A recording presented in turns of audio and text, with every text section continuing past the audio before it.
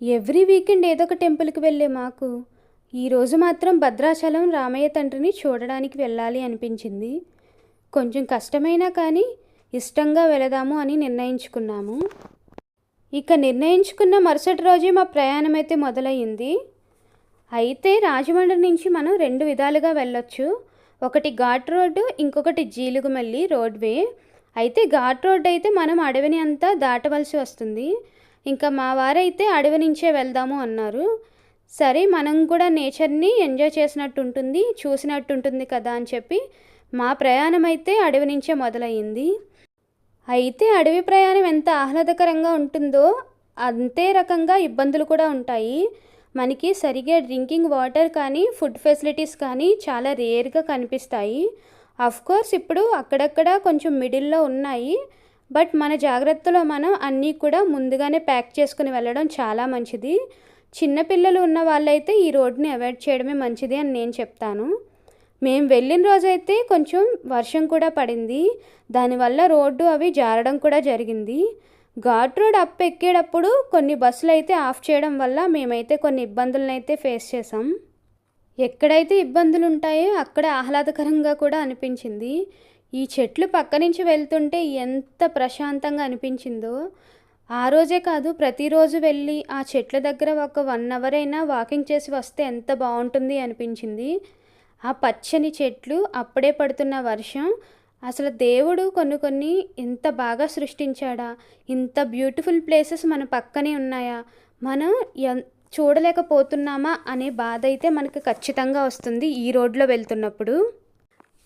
ఇంకా మేము సీతపల్లి దగ్గరికి అయితే వచ్చేసాము. సీతపల్లిలో మనం తప్పకుండా సందర్శించవలసిన దేవాలయం బాపనమ్మ అమ్మవారి గుడి అనమాట. చాలా మహత్యం కలిగిన అమ్మవారు. చాలా దూర ప్రాంతాల నుంచి ఈ గుడిని సందర్శించడానికి భక్తులు వస్తూ ఉంటారు. ఇలా రోడ్డు మీద నుంచి వెళ్ళే ప్రతి ఒక్కరూ కూడా ఖచ్చితంగా అమ్మవారి దర్శనం చేసుకుని అయితే వెళ్తారు. అంత మహిమ కలిగిన వారు అమ్మవారు. అయితే ఇక్కడ కోరుకున్న మొక్కులన్నీ ఖచ్చితంగా తీరుతాయి అనేది భక్తుల ప్రగాఢ నమ్మకం. అలా కొంతమందికి జరిగిన వాళ్ళు కూడా ఉన్నారు మా చుట్టాల్లోనే. సో మేము కూడా వెళ్ళేటప్పుడు అమ్మవారిని దర్శించుకోవడానికైతే గుడి లోపలికైతే వచ్చాము. మేము వచ్చేసరికి దాదాపుగా 9 ఆ టైం అవ్వడం వల్ల కొంచెం భక్తులైతే చాలా తక్కువగా ఉన్నారు. ఇంకా మేమైతే అమ్మవారిని దర్శించుకున్నాము. అమ్మవారు ప్రశాంతమైన వదనంతో మాకు దర్శనమైతే ఇచ్చారు. ఇంకా మళ్ళీ మా ప్రయాణాన్ని అయితే మేము మొదలుపెట్టాము. ఇంకా ఈ రోడ్లో ప్రయాణించే వారికి ఈ ఊర్లోనే మనకి వాటర్ ఫెసిలిటీ అనేది దొరుకుతుంది. ఇంకా ముందుకు వెళ్ళే కొద్దీ మనకి ఆ వాటర్ ఫెసిలిటీ కూడా ఉండదు. ముందుగా మనం అన్నీ ప్రిపేర్ చేసుకుని వస్తే ఈ రోడ్లో అయితే ప్రయాణించగలుగుతాము.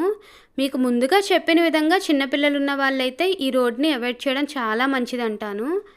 అయితే మాకు ఈ రోడ్లో వెళ్ళడం వల్ల 1 గంట టైం అయితే కలిసి వస్తుందని మా హస్బెండ్ చెప్పడం వల్ల, అలాగే నేచర్ని ఎంజాయ్ చేద్దామనే ఉద్దేశంతో ఈ రోడ్లో అయితే బయలుదేరాము.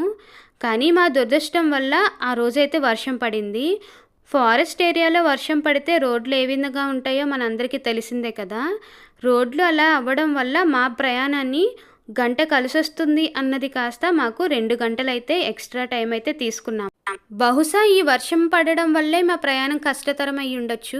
దానికి తోడు ముందు 2 రోజులు వర్షం పడడం, రోడ్లు జారడం వల్ల మా ప్రయాణం కొంచెం కష్టమైతే అయ్యింది. అయితే క్లైమేట్ కండిషన్స్ బాగున్నప్పుడు మాత్రమే ఇలాంటి ప్రయాణాలు పెట్టుకోవడం మంచిదే అని మాకు అనిపించింది. అండ్ ఇదైతే మా భద్రాచలం టూర్ పార్ట్ 1 అండి. మీకు ఎవరికైనా నచ్చితే కనుక please like, share and subscribe అండి. కమింగ్ వీడియోస్ కోసం మన ఛానల్ అయితే సబ్స్క్రైబ్ చేసుకోండి. ఇంకా భద్రాచలం వీడియోస్ చాలా ఉన్నాయి.